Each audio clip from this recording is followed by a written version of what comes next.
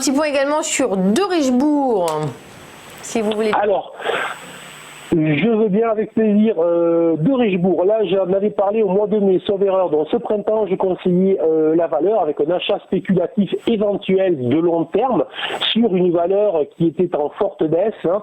Pour ceux qui ne connaissaient pas, c'est une valeur qui est spécialisée sur les prestations de services aux collectivités, notamment la collecte et le recyclage.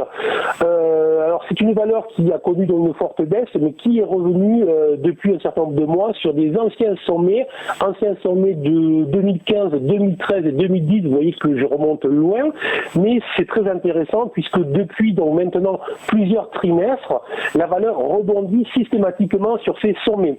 J'ai indiqué ce printemps une possibilité de rentrer à l'achat en cas de clôture au-dessus des 3,9. Ces 3,9 n'ont jamais été réalisés, donc on n'a jamais eu le signal, on est resté en surveillance, mais on n'a jamais eu l'occasion de se dire j'y vais. Désormais, puisqu'on arrive à la fin de l'année, et on le sait très souvent, les mois de janvier et février sont plutôt favorables aux valeurs de moyenne, aux small et mid caps, notamment sur les valeurs qui n'ont pas été favorisées les années précédentes. C'était exactement le cas pour cette valeur. Et sur le plan technique, je constate que la valeur est en train de rebondir fortement depuis 5 à 7 séances, ce qui est très intéressant puisqu'elle le fait avec du volume.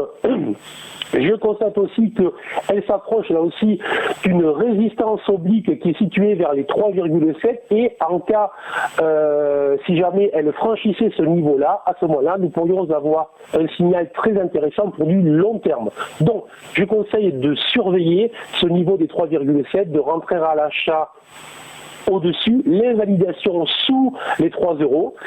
Et puis voilà, ce sera tout pour aujourd'hui.